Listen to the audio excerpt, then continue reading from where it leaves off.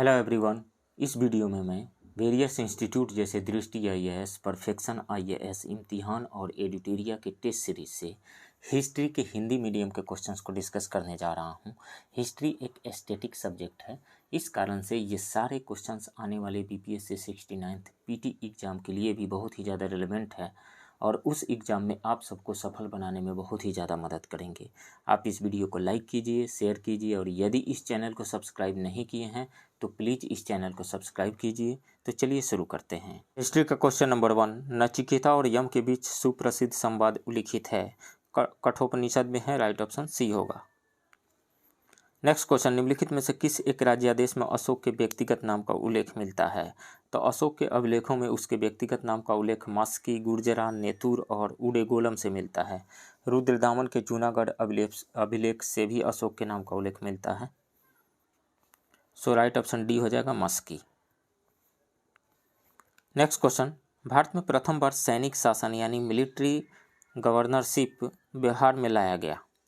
तो भारत में प्रथम बार सैनिक शासन ग्रीकों यानी यूनानियों द्वारा बिहार में लाया गया।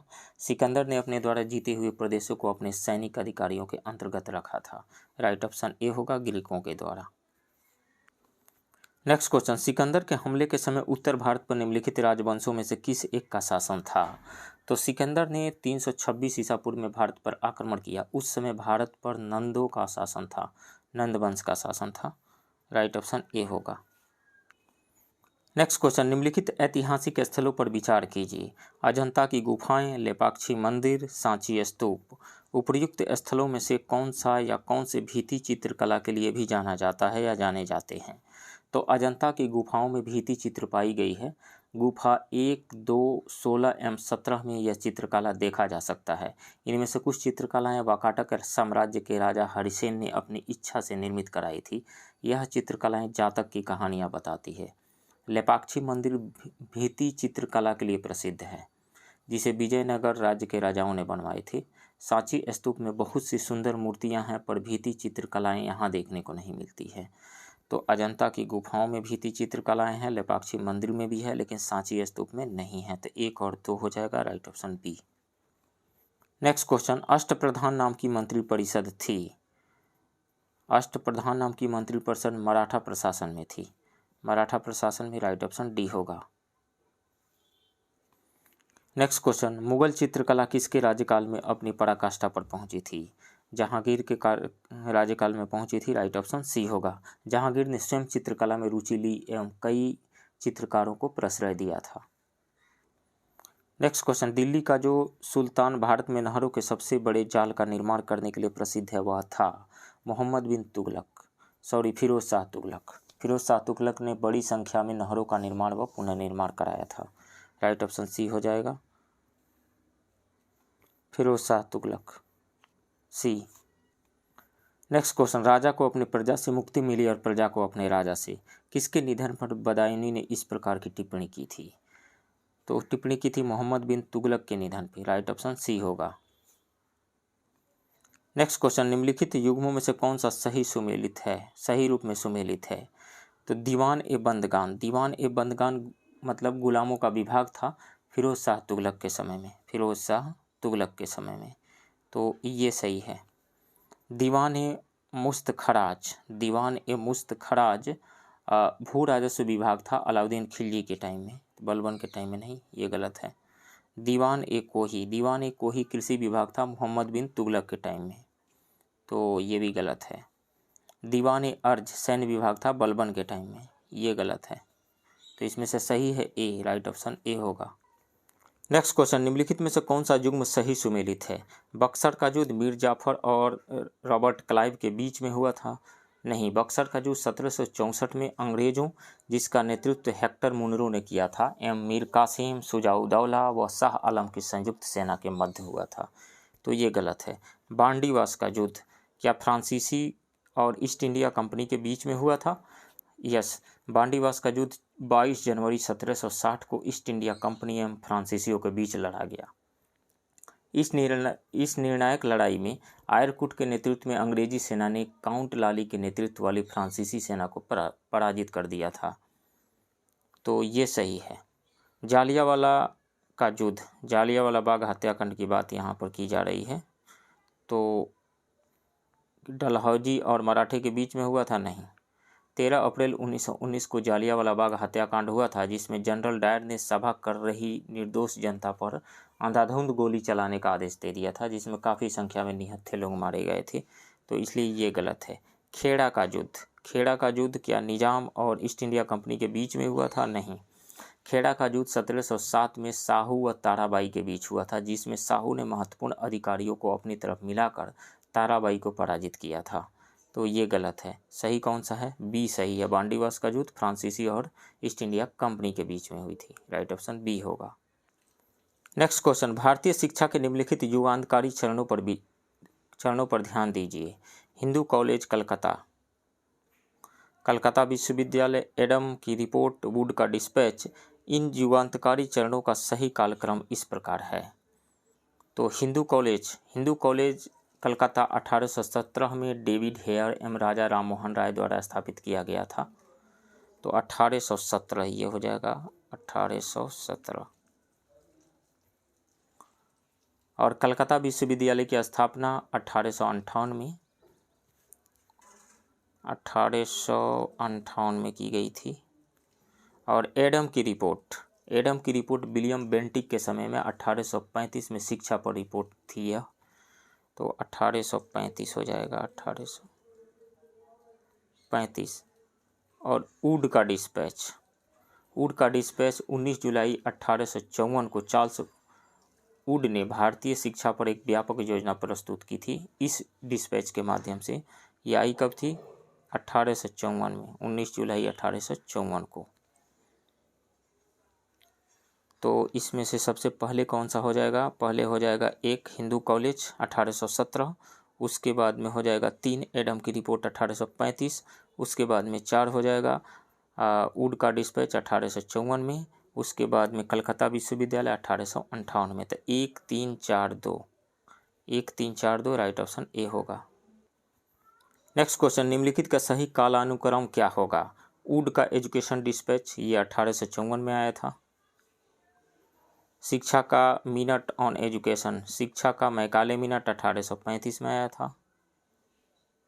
सार्जेंट रिपोर्ट 1944 में आया था, 1944 में। हंटर कमीशन ये बना था 1882-83 में। तो सबसे पहले कौन सा आ गया इसमें से? 1835 का मैकाले का मिनट, उसके बाद में 1854 का वुड डिस्पैच, उसके बाद में इंडियन एजुकेशन, हंटर कमीशन 1882-83 का, उसके बाद में तीसरा आएगा दी सार्जेंट एजुकेशन रिपोर्ट 1944 का। तो 2 1 4 3 राइट ऑप्शन ए होगा। नेक्स्ट क्वेश्चन, सूची 1 को सूची 2 से सुमेलित कीजिए और सूचियों के नीचे दिए गए कूट का प्रयोग करते हुए सही उत्तर का चयन कीजिए। मोपला विद्रोह केरला के मालाबार क्षेत्र में हुआ था 1921 में। तो ए का 1 हो जाएगा। इसके प्रमुख नेता अली मुसलियार थे। पावना विद्रोह बंगाल के पावना जिले में हुआ था 1870 के दशक में। तो बी का 3 हो जाएगा। इसके प्रमुख नेता थे ईशान चंद्र राय, केशव चंद्र राम और शंभू पाल आदि। और ए का आंदोलन उत्तर प्रदेश मतलब अवध में हुआ था 1921-22 में। 1921-22 में तो उत्तर प्रदेश हो जाएगा अवध। ए का सी का 4 हो जाएगा। बिरसा मुंडा का विद्रोह ये बिहार झारखंड के छोटा नागपुर क्षेत्र में हुआ था 1899 में। तो ये हो जाएगा बिहार में, डी का 2 हो जाएगा। तो यहाँ से ए का 1, बी का 3, सी का 4 एंड डी का 2 राइट ऑप्शन ए होगा। नेक्स्ट क्वेश्चन, ब्रिटिश शासन के दौरान भारत में उद्योगों का कोई स्वतंत्र विकास नहीं हुआ, इसका कारण क्या था? तो ब्रिटिश शासन के दौरान भारत में उद्योगों का कोई स्वतंत्र विकास नहीं हुआ, इसका कारण भारत में भारी उद्योगों का अभाव था। भारत की लूट के जरिए जहां ब्रिटेन में औद्योगिक क्रांति के लिए आवश्यक पूंजी का संचय हुआ, वहीं भारतीय कुटीर उद्योग को हतोत्साहित किया गया। अंग्रेजी शासन के चलते देसी रजवाड़े समाप्त हो गए, जो इस उद्योग के सबसे बड़े खरीदार एवं संरक्षक थे। अपने उद्योगों हेतु कच्चे माल की आवश्यकता के कारण ब्रिटेन की आर्थिक नीति भारत को कृषि प्रधान बनाए रखने की थी। तो इसमें से भारी उद्योगों का अभाव ये सही है। इसकी वजह से उद्योगों का कोई स्वतंत्र विकास नहीं हो पाया। विदेशी पूंजी की कमी प्राकृतिक संसाधनों की कमी, धनिक वर्ग ने भू संपत्ति में निवेश करने को तरजीह दी। इन चारों में से सबसे ज़्यादा सूटेबल आंसर जो है ए होगा, right option A. Next question, निम्नलिखित घटनाओं पर विचार कीजिए। नील विद्रोह ये 1859-60 में हुआ था, 1859-60 में। संथाल विद्रोह 1855 में हुआ था, 55-56 में। दक्कन के दंगे 1875 में हुआ था, और सिपाही विद्रोह ये हुआ था 1857 में। तो इसमें से सबसे पहले कौन सा हुआ था? सबसे पहले हुआ था संथाल विद्रोह 1855। संथाल विद्रोह 1855, तो 2 सबसे पहले आएगा, 2। उसके बाद में 4 आ जाएगा 1857 का। सिपाही विद्रोह उसके बाद में 1 आ जाएगा। नील विद्रोह 1859-60 में। उसके बाद अंत में आएगा 1875 के दक्कन के दंगे। तो 2, 4, 1, 3 राइट ऑप्शन डी होगा। नेक्स्ट क्वेश्चन, निम्नलिखित भारतीय शासकों में से कौन सा जिसने विदेशों में आधुनिक पद्धति से दूतावास स्थापित किए थे? तो टीपू सुल्तान ने फ्रांस, तुर्की और मिस्र में दूतावास बनवाए और वहां अपने दूत भेजे। इसने जैकोबिन दल की सदस्यता ली और राजधानी श्रीरंगपट्टनम में स्वतंत्रता का वृक्ष लगवाया था। राइट ऑप्शन डी होगा, टीपू सुल्तान ने। नेक्स्ट क्वेश्चन, निम्नलिखित अंग्रेजों में से कौन सा जिसने सर्वप्रथम भगवत गीता का अंग्रेजी में अनुवाद किया था? तो सर्वप्रथम भगवत गीता का अंग्रेजी में अनुवाद चार्ल्स विल्किंस ने किया था, जिसकी प्रस्तावना को गवर्नर जनरल वारेन हेस्टिंग्स ने लिखा था। सो राइट ऑप्शन बी हो जाएगा, चार्ल्स विल्किंस ने। नेक्स्ट क्वेश्चन, निम्नलिखित में से कौन सा एक क्षेत्र 1857 के विद्रोह से प्रभावित नहीं था? तो झांसी प्रभावित था, वहां का नेतृत्व लक्ष्मीबाई ने किया था, और जगदीशपुर भी प्रभावित रहा। जगदीशपुर से 1857 के विद्रोह का नेतृत्व कुंवर सिंह ने किया था, और लखनऊ भी प्रभावित रहा। लखनऊ से 1857 के विद्रोह का नेतृत्व बेगम हजरत महल के द्वारा किया गया था। चित्तौड़ जो है अप्रभावित रहा था। सो राइट ऑप्शन बी होगा। नेक्स्ट क्वेश्चन, निम्नलिखित में से किसने वर्नाकुलर प्रेस एक्ट निरस्त किया था? तब vernacular press act Lord Lytton के काल में 1878 में आया था। इसे 1882 में लॉर्ड रिपन ने निरस्त कर दिया था। राइट ऑप्शन बी होगा, लॉर्ड रिपन। नेक्स्ट क्वेश्चन, सिपाही विद्रोह के समय भारत का गवर्नर जनरल कौन था? तो बहुत सारे इतिहासकार 1857 के विद्रोह को एक सैनिक विद्रोह मानते हैं, और वो हुआ था लॉर्ड कैनिंग के टाइम में। राइट ऑप्शन ए होगा। नेक्स्ट क्वेश्चन, निम्नलिखित में से किसने सोम प्रकाश नामक समाचार पत्र शुरू किया था? तो ईश्वर चंद्र विद्यासागर ने शुरू किया था। राइट ऑप्शन बी होगा, 1858 में। नेक्स्ट क्वेश्चन, ब्रिटिश द्वारा कुशासन का बहाना लेकर निम्नलिखित प्रांतों में से किस एक का शासक हटा दिया गया था? तो झांसी, सतारा और नागपुर का तो मिला लिया गया अंग्रेजों के द्वारा, लेकिन अवध जो है वो इस पे व्यापकता का सिद्धांत लागू नहीं हो पाया था, क्योंकि नवाब वाजिद अली शाह की अनेक संतानें थी। इसलिए डलहौजी ने अवध पर 1856 में कुशासन का आरोप लगाकर इसे कब्जे में ले लिया था। सो राइट ऑप्शन यहाँ पे हो जाएगा ए। झांसी को 1853 में मिला लिया गया था, नागपुर को 1854 में और सतारा को 1848 में। नेक्स्ट क्वेश्चन, निम्नलिखित में से किसने बहुविवाह नामक पुस्तक लिखी? तो यह पुस्तक जो है बहुविवाह कुप्रथा के विरोध में लिखी गई थी। ईश्वर चंद्र विद्यासागर ने इसके अतिरिक्त बाल विवाहेर दोष नामक पुस्तक भी लिखी थी। इन्हीं के प्रयासों से विधवा पुनर्विवाह अधिनियम 1856 में पारित हुआ था। तो बहुविवाह नामक पुस्तक किसके द्वारा लिखी गई थी? ईश्वर चंद्र विद्यासागर के द्वारा लिखी गई थी। राइट ऑप्शन बी होगा। नेक्स्ट क्वेश्चन, डेविड हेयर और अलेक्जेंडर डफ के साथ मिलकर निम्नलिखित में से किसने कलकत्ता में हिंदू कॉलेज की स्थापना की थी? तो राजा राम मोहन राय ने की थी 20 जनवरी 1817 को। राइट ऑप्शन डी होगा। नेक्स्ट क्वेश्चन, रैयतवाड़ी बंदोबस्त के संदर्भ में निम्नलिखित कथनों पर विचार कीजिए। किसानों द्वारा लगान सीधे सरकार को दिया जाता था, ये सही है। सरकार रैयत को पट्टे देती थी, ये भी सही है। कर लगाने के पूर्व भूमि का सर्वेक्षण और मूल्य निर्धारण किया जाता था, ये भी सही है। तो इसमें से तीनों सही है, 1, 2, 3। राइट ऑप्शन सी होगा। नेक्स्ट क्वेश्चन, मॉन्टेग्यू चेम्सफोर्ड प्रस्ताव किससे संबंधित थे? सामाजिक सुधार से नहीं, शैक्षणिक सुधार से भी नहीं, पुलिस प्रशासन में सुधार से नहीं, संवैधानिक सुधार से संबंधित था। राइट ऑप्शन डी होगा। नेक्स्ट क्वेश्चन, निम्नलिखित युग्मों पर विचार कीजिए। आंदोलन या संगठन और इधर उनके लीडर। अखिल भारतीय अस्पृश्यता विरोधी लीग, महात्मा गांधी उसके लीडर थे, ये सही है। अखिल भारतीय किसान सभा के लीडर स्वामी सहजानंद सरस्वती थे। 1923 में स्वामी सहजानंद सरस्वती ने बिहार किसान सभा का गठन किया था। अखिल भारतीय किसान सभा की स्थापना 11 अप्रैल 1936 को लखनऊ में किसान नेताओं स्वामी सहजानंद सरस्वती की अध्यक्षता में की गई थी। आत्मसम्मान आंदोलन, ईवी रामास्वामी एक तमिल राष्ट्रवादी राजनेता और सामाजिक कार्यकर्ता थे। उन्होंने आत्मसम्मान आंदोलन या द्रविड़ आंदोलन प्रारंभ किया था। ईवी रामास्वामी नायकर, तो इसमें से तीनों ही सही है, सो राइट ऑप्शन डी हो जाएगा 1, 2, 3। नेक्स्ट क्वेश्चन, निम्न में से किस जैन तीर्थंकर की जन्मभूमि बिहार नहीं थी? तो 19वें तीर्थंकर मल्लीनाथ और 21वें तीर्थंकर नेमिनाथ का जन्म मिथिला क्षेत्र में हुआ था। मल्लीनाथ और नेमिनाथ का मिथिला क्षेत्र में। 12वें तीर्थंकर बसुपूज्य का जन्म भागलपुर के चंपापुरी में हुआ था, बसुपूज्य का। और सुब्रत नाथ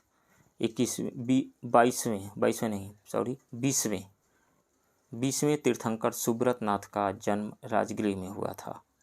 तो ये सभी बिहार, इन सभी लोगों का जन्म बिहार में हुआ था। इनकी जन्मभूमि बिहार ही रही थी, सो राइट ऑप्शन ही हो जाएगा none of the above. Next question, Maurya काल में इनमें से कौन एक प्रकार का कर नहीं था? तो इसमें से यदि हम प्रणय की बात करें तो प्रणय संकट काल में प्रजा से वसूला जाने वाला कर था। और भाग भूमि पर खेती से प्राप्त आय सीधा कहलाती थी। स्वतंत्र रूप से खेती करने वाले किसानों से प्राप्त आय को भाग कहा जाता था। और बलि एक प्रकार का धार्मिक कर था। और पण क्या था? मौर्य काल में पण राजकीय मुद्रा थी। तो ये तीनों तो कर एक प्रकार के कर हैं, लेकिन पण मुद्रा थी। तो मौर्य काल में इनमें से कौन एक प्रकार का कर नहीं था? तो पण, राइट ऑप्शन डी होगा। नेक्स्ट क्वेश्चन, निम्न में से किस स्थान से एक संस्कृत अभिलेख प्राप्त हुआ है जिसमें फिरोज शाह तुगलक को नेकी का रक्षक बताया गया है? तो राजगीर के जैन मंदिर से एक संस्कृत अभिलेख प्राप्त हुआ है जिसमें फिरोज शाह तुगलक को नेकी का रक्षक बताया गया है। इसके अलावा फिरोज शाह तुगलक के आरंभिक अभिलेख बिहार शरीफ स्थित मलिक इब्राहिम के मकबरे से भी मिले हैं। सो राइट ऑप्शन बी हो जाएगा, राजगीर के जैन मंदिर से। नेक्स्ट क्वेश्चन, मुगल बादशाह किसका जन्म पटना में हुआ था? तो फर्रुख सियर का जन्म पटना में हुआ था और उसका राज्याभिषेक 1713 में पटना में हुआ था। वह औरंगजेब के पुत्र अजीम उस शान का पुत्र था। राइट ऑप्शन सी होगा। नेक्स्ट क्वेश्चन, राजेंद्र प्रसाद को किस नाम से भी जाना जाता है? तो राजेंद्र प्रसाद को देश रत्न के नाम से भी जाना जाता है। राइट ऑप्शन डी होगा। नेक्स्ट क्वेश्चन, सविनय अवज्ञा आंदोलन के समय चर्चित नखास पिंड नामक स्थान बिहार के किस जिले में है? तो सविनय अवज्ञा आंदोलन के समय चर्चित स्थान नखास पिंड पटना में स्थित है। पटना सिटी में स्थित इस स्थान को नमक कानून भंग करने के लिए चुना गया था। 16 अप्रैल 1930 को स्वयंसेवकों के जत्थे को नखास पिंड जाने के क्रम में बर्बर तरीके से रोका जाने लगा। अंततः 23 अप्रैल को स्वयंसेवकों का जत्था नखास पिंड पहुंचा और नमक बनाकर कानून को भंग किया। इसका नेतृत्व अंबिका कांत सिंह, राम वृक्ष बेनीपुरी आदि ने किया था। तो नखास पिंड नामक स्थान पटना में है। राइट ऑप्शन डी होगा। नेक्स्ट क्वेश्चन, बिहार में सचिवालय गोलीकांड की घटना का संबंध किस आंदोलन से है? तो बिहार की राजधानी पटना में सचिवालय गोलीकांड का संबंध भारत छोड़ो आंदोलन से है। आंदोलन के दौरान 11 अगस्त को छात्रों की एक भीड़ पर सचिवालय पर भारतीय तिरंगा फहराने के क्रम में जिलाधिकारी WG आर्चर द्वारा गोलियां चलाई गई थी। इस घटना में 7 छात्र शहीद हो गए थे। इस घटना के बाद बिहार में आंदोलन हिंसक हो गया था। सो सचिवालय गोलीकांड की घटना का संबंध भारत छोड़ो आंदोलन से है। राइट ऑप्शन बी हो जाएगा। तो फ्रेंड्स, ये रहा वेरियस इंस्टीट्यूट के टेस्ट सीरीज से हिस्ट्री के हिंदी मीडियम के क्वेश्चन का डिस्कशन। आप बने रहिए इस चैनल के साथ। मिलते हैं किसी दूसरे वीडियो में, तब तक के लिए थैंक यू वेरी मच।